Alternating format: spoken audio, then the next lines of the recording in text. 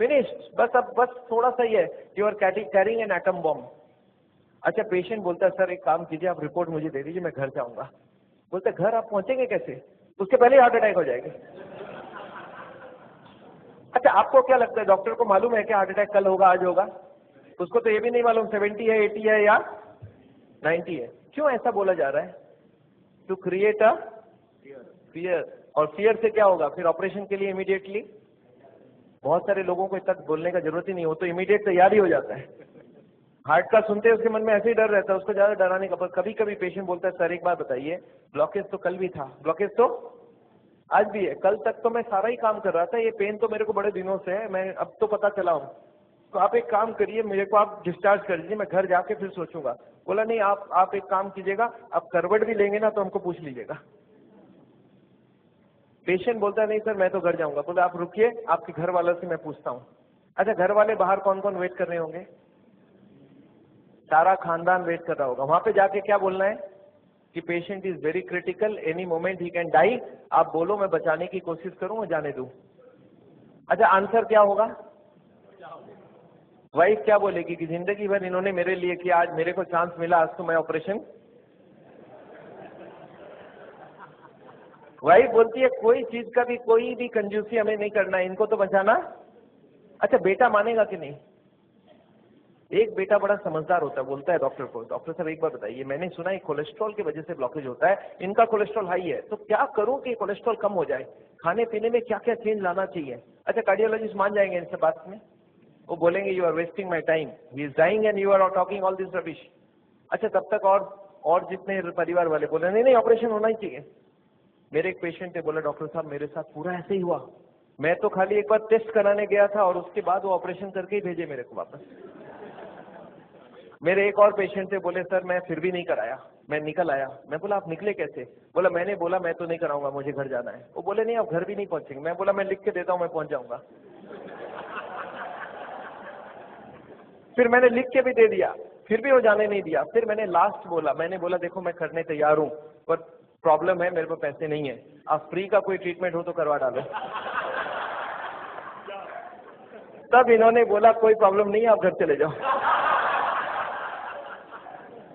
फिर मैं जब घर जाने लगा तब फिर से बुलाया उन्होंने, बोला अब आप एक बार बताओ ये इतने पैसे आप कितने दिन में इकट्ठा कर सकते हो? तब मैंने बोला देखिए मुझे प्रॉपर्टी बेच के आना होगा, 2 महीना लगेगा। फिर मुझे 2 महीना उन्होंने टाइम दे दिया, बोला अब कोई प्रॉब्लम नहीं है, 2 महीने बाद ही ऑपरेशन होगा। आपको समझ आ रहा है ऑपरेशन कब रुक सकता है? दिस इज, मैं ये नहीं बोलूंगा सारे जगह एग्जैक्टली यही हो रहा है, पर इसका ही कुछ छोटा मोटा रूप ये हॉस्पिटल का सिस्टम है। पर एक बात मैं जानता हूं, हॉस्पिटल को ये चॉइस देना चाहिए पेशेंट को, देखो the blockage is so much, these are the reason.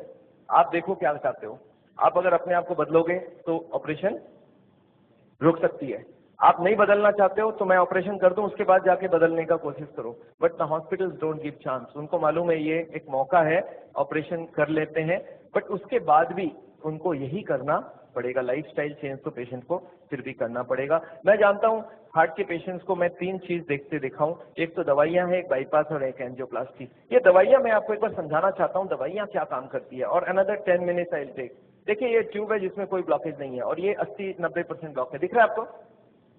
अब ये पेशेंट को चलने से दर्द होता है, एक दवाई ऐसी है जो दवाई देते ही दर्द कम हो सकती है। कौन सी दवाई है?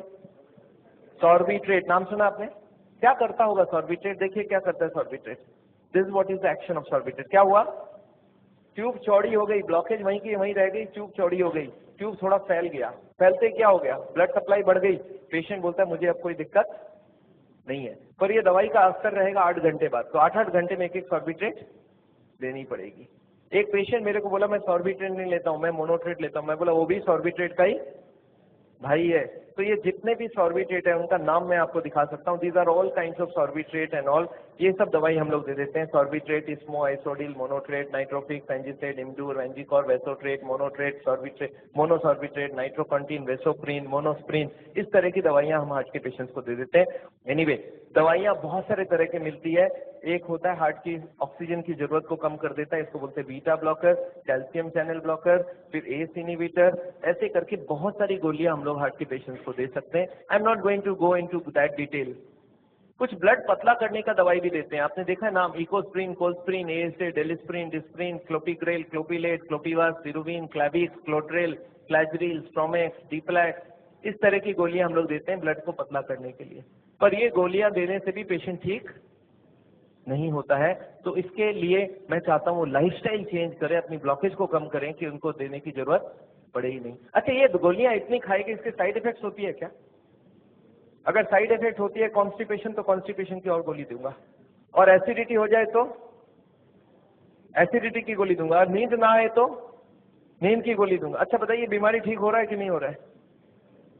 आई एम नॉट कीन, मैं जानता हूं दवाई आज जरूरत है, पर कल दवाई की जरूरत ना हो उसका बंदोबस्त करना बहुत जरूरी है। इसके बाद चलते हैं, ये एंजियोग्राफी क्या चीज है। हॉस्पिटल में जाते हैं, एंजियोग्राफी करते हैं, और ये एंजियोग्राफी मुझे पसंद क्यों नहीं है मैं आपको बताना चाहता हूँ। This is what is the problem with angiography. एक तार आपकी पूरे बॉडी को स्क्रैच करके हार्ट तक लेके जाना है। ये तार यहाँ से जो घुसेगी, 1 metre wire is inserted into the body till it reaches heart. It is a blind procedure. Blind मतलब क्या? आप घुसा दो, ये अंदर जाती जाएगी, और अगर अटक गई तो वापस खींच के फिर से ट्राई करना होगा।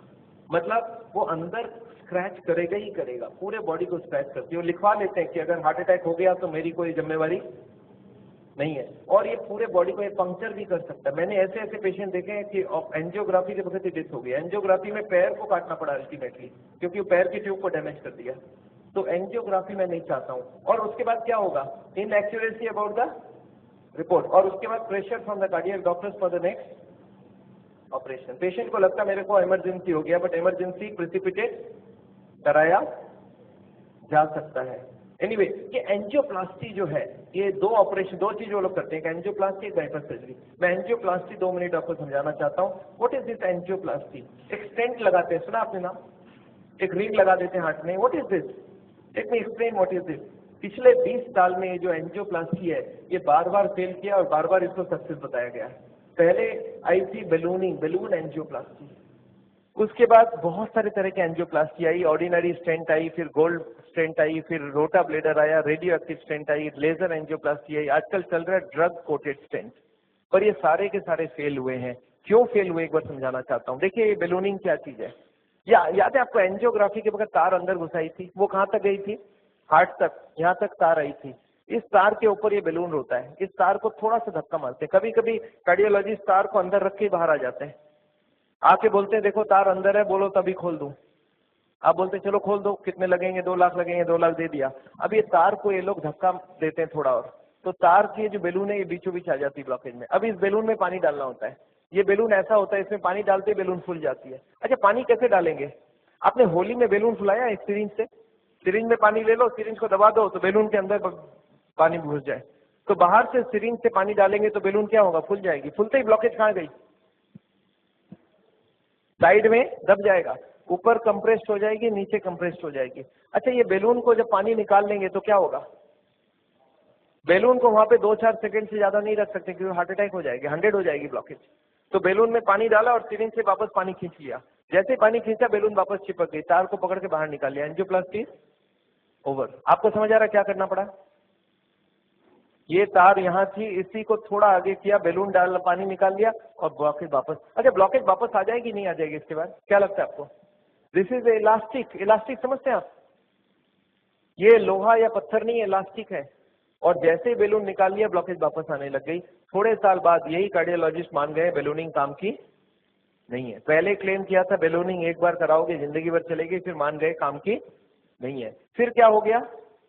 फिर वो बोले इसमें स्टेंट लगाना होगा। What is this stent? Look at this, this is the blockage. दिख रहा है आपको येलो कलर की? और इसके अंदर एक बैलून डाल दिया। आपको दिख रहा है ब्लैक कलर का बैलून? बैलून में पानी डाला तो ब्लॉकेज कहाँ चलेगी? साइड में आ गई। जब बैलून निकाल लेंगे तो ब्लॉकेज वापस आएगी। तो यहाँ पे एक स्प्रिंग लगा देते हैं। ये स्प्रिंग क्या काम करेगा? ब्लॉकेज को आने से रोक देगा। आपको समझ आ रहा है स्प्रिंग का मतलब क्या है? अगर स्प्रिंग डाला गया, इसका मतलब क्या है? कि ब्लॉकेज वापस आ रही थी। इसका मतलब पहले वाला जो क्लेम था वो गलत था, कि बैलूनिंग करा लो ठीक रहा। इसके बाद ये जो स्टेंट लगी, स्टेंट का एक मेजर प्रॉब्लम है कि इसके अंदर से ब्लड जाएगी, और फॉरेन बॉडी के अंदर ब्लॉकेज बहुत जल्दी होती है। ये देखा गया है स्टेंट में 6 महीना 1 साल में सारे ब्लॉक आ जाती वापस। और ये जब वापस आने लगी तब इन्होंने थोड़े दिन तक तो बोला नहीं नहीं नहीं आती है नहीं आती है। थोड़े दिन बाद इन्होंने बोला कि नहीं ये स्टेंट तो खराब होगी क्योंकि ये ऑर्डिनरी स्टेंट है, इसमें एक मेडिकेटेड स्टेंट देना होगा। वो दवाई में डाल के स्प्रिंग को निकाल लेंगे, अब बहुत बढ़िया हो जाएगा। तो ड्रग की कोटिंग चले। आपने देखा है चांदी के गहने में सोने की कोटिंग चढ़ाते हैं, तो वो स्प्रिंग के ऊपर कोटिंग चढ़ा देते हैं और वो कोटिंग चढ़ा के लगा दिया, पर इसके बाद भी ये फॉरेन बॉडी ही रही, इसमें वही का वही रिजल्ट आया है। अभी लेटेस्ट है कि 66% people with in 1 year will come back with a reblockage. इसके बाद है बाईपास सर्जरी, एक बहुत बड़ी सर्जरी होती है। देखिए बाईपास सर्जरी मैं इसलिए नहीं चाहता हूँ, एक बहुत बड़ा सर्जरी है। एक पूरे चेस्ट को काटो और इसको काट के, इसको चाकू से नहीं कटेगा, इसमें आड़ी से कटेगी। आड़ी समझते हैं आप? आपने मार्बल फिटिंग के वक्त एक देखा गोल चक्का लेके घूमते हैं, ऐसा एक लगा के ये पूरा खुलेगी। इसको अंदर से ऐसे जैक करके ऐसे खोलेगा, अंदर में हार्ट को रोक के उसमें ऑपरेशन होगी। और हार्ट को रोकेंगे तो एक मशीन से पूरे बॉडी को ब्लड जाएगा, इसको बोलते हैं हार्ट लंग मशीन। उसमें कुछ ब्लड डाल के उससे चलाना होगा and during this time the operation has to take place. But this operation is very complicated. Luck अच्छा हो तब ठीक है, नहीं तो कुछ ना कुछ कॉम्प्लिकेशन रहती है, बहुत सारे लोगों की जान भी जाती है। पर ऑपरेशन के बाद क्या होगा ये देखिए, ऑपरेशन के बाद क्या होगा। ये ट्यूब जो ब्लॉकेज है वो यहीं रह गई, उसके जगह नई ट्यूब लग गई। तो ये ब्लॉकेज के जगह नई ट्यूब लग गई तो क्या हो गया, बाईपास हो गया। पर ये नई ट्यूब में फिर कभी ब्लॉकेज आएगा कि नहीं, आपको क्या लगता है? ये नई ट्यूब में फिर से ब्लॉकेज आती है। अच्छा अब तो 40 साल बाद ही आएगी ना, पिछले बार कितने साल लगी थी आपको याद है? देखिए एक वाई का जवाब सोच के देखिए, ओरिजिनल ट्यूब में कितने साल में ब्लॉकेज हुई थी? 20 से 40 साल। तो कितनी स्पीड रही? 2 से 4%, 6% पर ईयर। और एंजियोप्लास्टी के बाद अगर 2 साल में वापस रीब्लॉकेज होती है तो कितने साल हो गई? 40% पर ईयर। और बाईपास के बाद अगर 5 साल में रीब्लॉकेज आती है तो 20% पर ईयर। जो ट्यूब ओरिजिनली 2% की ब्लॉकेज कर रही थी वो अब ऑपरेशन के बाद उसकी स्पीड क्यों बढ़ गया? क्योंकि अब वो ओरिजिनल नहीं रहा। हमारी बॉडी को जब तक ओरिजिनल रखो तब तक अच्छी बात है। हमारे प्राइम मिनिस्टर ने भी 2 बाईपास कराई है, एंजियोप्लास्टी 5 स्टेंट लगाई है। पर मैं जानता हूं उसके बाद भी तो फिर से कराना पड़ा। एक बार कर लिया, दूसरी बार कराया, कब तक करा सकता आदमी? और मैं जानता हूं बॉडी में एक बार कॉम्प्लिकेशन कराना, उनके लिए तो चलो बहुत बड़ा टीम लगेगा। हर आदमी के लिए इतनी बड़ी टीम नहीं भी लग सकती है और इतना बड़ा ऑपरेशन नहीं भी कर सकते ठीक से। पर मैं जानता हूं अगर ऑपरेशन बिना ही हमारी काम बन जाए, अगर हम लाइफस्टाइल को ही चेंज करके कर सकते हैं तो हम ऑपरेशन क्यों करवाएं? And this is what is the contention. Nevertheless मैं हार्ट के पेशेंट को एक ही चीज समझाता हूं कि ब्लॉकेज अगर रिवर्स करना है तो उसके लिए थोड़ा आपको एक्यूरेसी करना होगा। What is this accuracy? You understand? This is the accuracy. इस पिक्चर को आपने देखा है, इसमें एक्यूरेसी लिखा है। कितना एक्यूरेसी है इसका मतलब? मैं आपको समझाता हूं। ये एक ड्रम है, ये ड्रम में मैं पानी भरना चाहता हूं और इसमें 15 छेद है। आप बताइए कितनी छेद बंद करने से ड्रम भरेगी? याद है 15 कारण है। अब इसमें से कितने को कंट्रोल करूं कि ड्रम भर जाए? सारे को करना होगा। अच्छा मैं हार्ट के पेशेंट्स को क्या देखता हूं, उनको कुछ मालूम भी नहीं है इसके बारे में। वो क्या बोलते हैं, मेरा कोलेस्ट्रॉल कंट्रोल है, ट्राइग्लिसराइड ज्यादा है, शुगर कंट्रोल है, बीपी ज्यादा है। मैं बोला ऐसे नहीं चलेगा, सारे होल बंद चाहिए मुझे। बोलते मैं थोड़ा थोड़ा करूं तो कैसे चलेगा? मैं बोला थोड़ा थोड़ा से काम नहीं चलेगा। बोलते मैं बीपी कम किया हूं पर पूरा कम नहीं कर रहा हूँ, 120 नहीं ला रहा हूँ, 140 ही रखा हूँ। मैं बोला नहीं चलेगा, मुझे सारे फैक्टर्स एक साथ कंट्रोल चाहिए। हाँ इसके लिए शुगर, बीपी, कोलेस्ट्रॉल, ट्राइग्लिसराइड आपसे कम नहीं हो रहा, मैं दवाई देके कम कर देता हूँ। पर स्मोकिंग आपको पूरा ही बंद करना होगा, खाने में तेल आपको बंद करना होगा, एक्सरसाइज आपको करना पड़ेगा, ओवरवेट कम करना होगा, खाना पीने में फाइबर ज्यादा डालना होगा। अच्छा ये सब संभव है क्या लोगों के लिए? ये क्या प्रॉब्लम है? ये तो सिंपल सी बात है, इसको क्यों नहीं कर सकते? क्यों नहीं सिगरेट बंद कर सकते? क्यों नहीं मीट बंद कर सकते? क्यों नहीं तेल घी छोड़ के आप अलग तरीके से खाना बना सकते हैं? तो all these if you do there is no problem. Nevertheless मैं जानता हूं, एक और छोटा सा चीज आपको बताना चाहता हूं। अभी एक और नई जो टेक्नोलॉजी आ गई है, आदमी को मैं सोचता था बिना काटे कुछ हो सके। ये हमारी कुकिंग की क्लास है, this is a cooking class. मैं हार्ट के पेशेंट्स को ट्रेनिंग देता हूँ। This is my dietitian teaching cooking, 0 oil cooking to the patients wife. मैं हार्ट के पेशेंट्स को योगा सिखाता हूँ। मैं बोलता हूँ कैसे भी करो योगा करो, आप योगा करने की बहुत जरूरी है। उसके साथ उनको क्या करना चाहिए, क्या नहीं करना चाहिए, कितनी सामान उठानी चाहिए, गाड़ी चलानी चाहिए, स्कूटर चलाना चाहिए, ऑफिस जाओ तो क्या प्रिकॉशन लो, दादर चढ़ो तो क्या प्रिकॉशन लो, आगे कौन सी योगा करो, कब तक करो, कौन सी मेडिसिन लो, कब तक लो। एंड फॉर दिस हाँ मैं एक मैगजीन भी निकालता हूँ, इसका नाम है साउल टाइम्स। ये मैगजीन में हर महीने निकालता हूँ, दिल्ली से निकलती है, हिंदी और इंग्लिश में। अच्छा, आपको एक फॉर्म दिया गया है क्या? ऐसा देखिए तो, have you got a form like this? ये फॉर्म में अगर आप अपने नाम एड्रेस भर के देंगे तो आपको ये मैगजीन आगे आपको मिलता रहेगा हर महीने। हिंदी में इंग्लिश में दोनों में मैगजीन है। और इसके साथ एक छोटा सा और क्वेश्चन ये रखा है कि यहाँ पे अगर हम लोग ऐसा कोई कैंप करवाएं तो how many people will be interested to join such a camp? 1 दिन का या 2 दिन का ऐसा एक कैंप अगर हम करवाएं तो कोई इंटरेस्टेड हो तो please fill it up.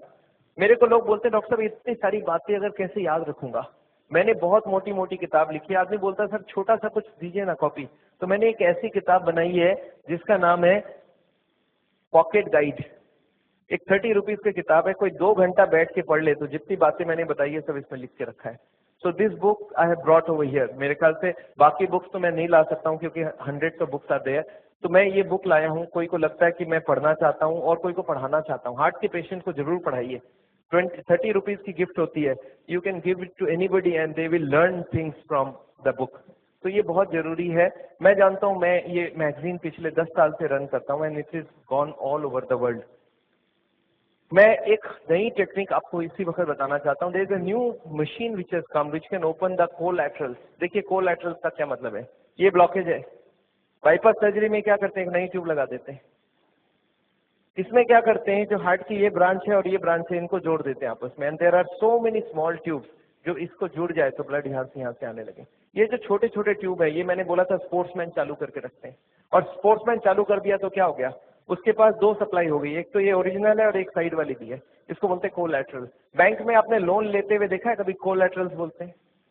Collateral मतलब क्या, ये फेल हो जाए तो दूसरा कोई होना चाहिए। तो ये कोलैटरल्स भगवान ने हमें दे के रखा है। ओरिजिनल तो था ही था, एक कोलैटरल भी दे के रखा, कभी ये फेल हो जाए तो ये चालू करना।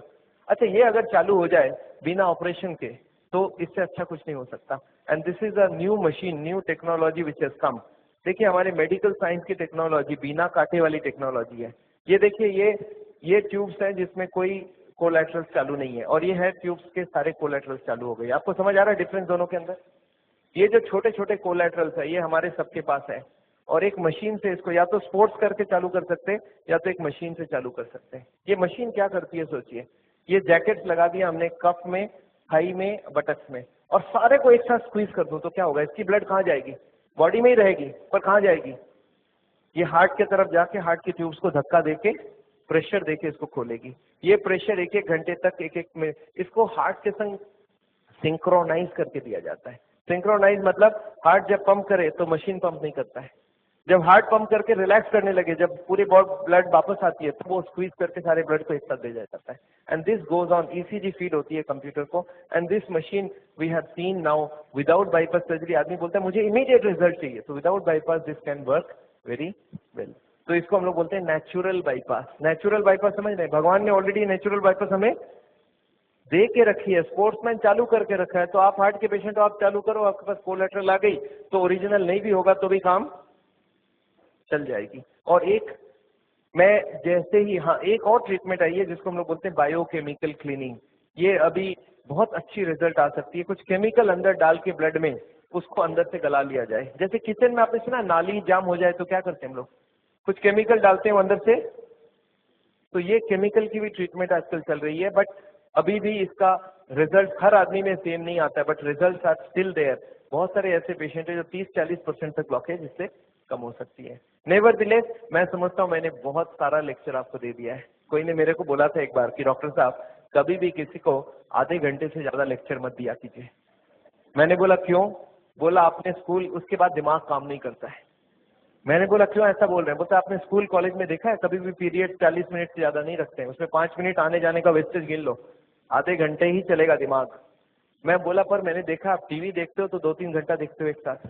बोलते नहीं वो इंटरेस्टिंग हो तो देखते हैं। तो मैं जानता हूँ आप हमारे साथ बैठे हैं 2 घंटे के लिए और आपको जरूर इंटरेस्टिंग लगा होगा। मैं फिर से धन्यवाद देना चाहता हूँ ये हॉल को अरेंज जिन लोग ने किया उनको, श्री माफत लाल जी को जिन्होंने आपके लिए ये लेक्चर कराया है। और अगर आपको लेक्चर अच्छा लगा तो उनके लिए फिर से एक बार